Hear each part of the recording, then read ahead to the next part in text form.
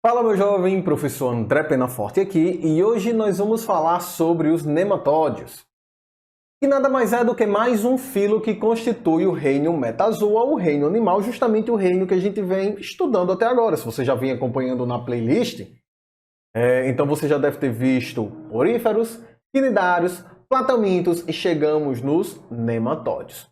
É claro que você pode pegar algum livro um pouquinho mais desatualizado e acabar lendo nematelmintos. Essa era a nomenclatura empregada anteriormente. Hoje utilizamos nematóides, tá bom? O pessoal da biologia adora mexer em nomenclatura, adora estar mudando isso o tempo todo. Não sei qual é o problema desses caras, mas eles fazem isso o tempo todo. E ó, para iniciar o nosso estudo, vamos falar um pouco sobre as características gerais desses organismos. E, gente, nematódios nada mais são do que vermes de corpo cilíndrico, alongado e afilado nas extremidades. Dá uma olhada nessa imagem que eu trouxe aqui para vocês. Ó, tá aqui os vermes.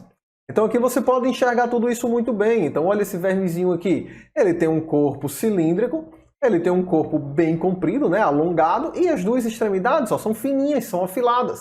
Então isso é uma característica geral de tudo que é nematódio. E os nematódios, eles são organismos triblásticos, ou seja, apresentam os três folhetos germinativos, a endoderme, a ectoderme e a mesoderme.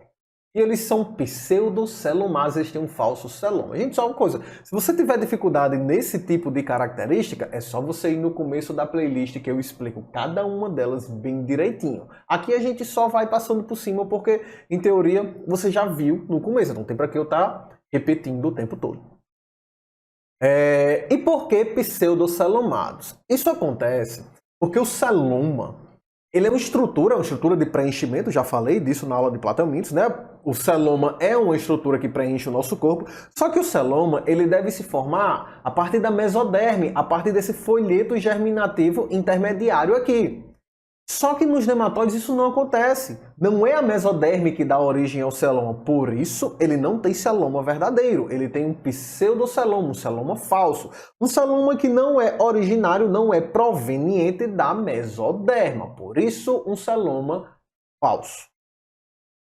Bem, e esses organismos, eles vão apresentar uma simetria bilateral. É o nosso mesmo plano de simetria. Você pegar um ser humano, você pode parti-lo ao meio e as duas metades serão simétricas. Então nós temos uma simetria bilateral, a mesma simetria dos nematódios.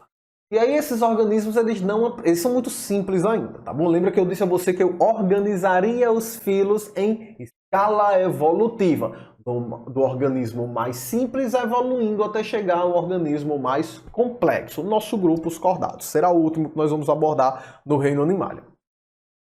E aí essa simplicidade, ela é facilmente percebida, na ausência de certas estruturas. Então veja que esses organismos, eles não apresentam órgãos circulatórios nem órgãos respiratórios. Aí fica a pergunta, né? Bom, professor, se não tem órgão circulatório nem respiratório, como esses organismos captam oxigênio? Como eles realizam a distribuição do oxigênio e dos nutrientes pelo corpo?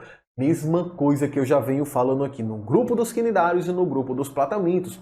Por difusão, célula a célula. A célula capta o oxigênio, entrega a célula de cima, que recebe o oxigênio, entrega a próxima, e assim por diante.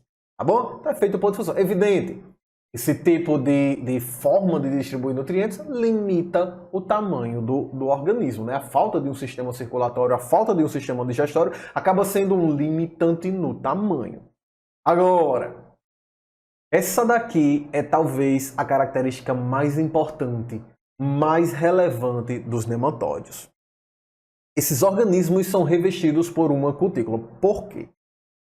Veja que nós estamos falando aqui de organismos parasitas. E, no geral, esses parasitas estão vivendo no nosso intestino, um ambiente de alta alcalinidade, um ambiente de pH básico, de pH muito alto. E eles precisam sobreviver a isso, eles não podem ser destruídos por esse pH. Imagina você viver numa piscina de soda cáustica. Simplesmente não dá. Pois é mais ou menos onde esses caras vivem. É como se fosse o nosso intestino, é mais ou menos isso daí. Só que para chegar ao intestino, geralmente, muitos deles acabam entrando pela boca, né, num alimento contaminado, e precisam atravessar a alta acidez do estômago. Nosso estômago tem um pH muito baixo. Quanto mais baixo o pH, mais ácido. Então, para garantir que eles vão sobreviver à elevada acidez do estômago e à elevada alcalinidade ou pH básico do intestino, eles precisam ser revestidos por essa cutícula lisa, elástica e resistente.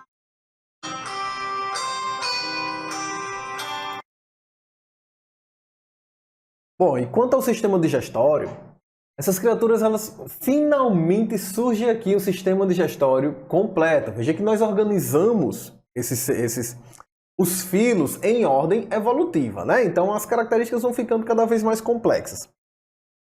Aqui surge o tubo digestório completo, ou seja, esses indivíduos apresentam um orifício para a entrada do alimento e outro orifício para a saída dos dejetos. Eles apresentam boca e ânus, totalmente diferente dos quinidários e dos platâmideos que nós vínhamos vendo até agora, que apresentavam sistema digestório incompleto. Eles tinham só boca, por onde entrava o alimento e por onde saíam os dejetos, né?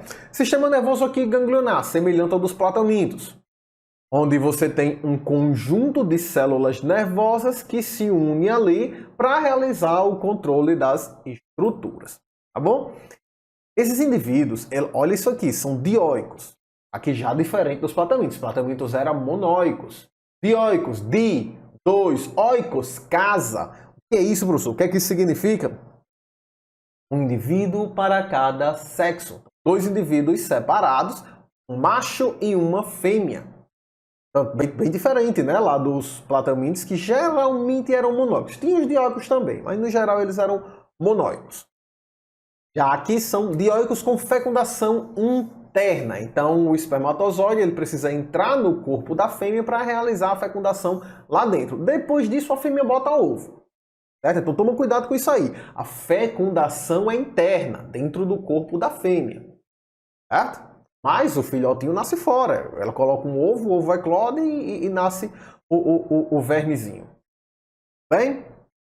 Então, essas são as características dos nematóides, pelo menos as principais características, aquelas que mais podem surgir para você nas provas para o qual você está se preparando. Mas mais atenção nessa parte aqui dessa cutícula, bem?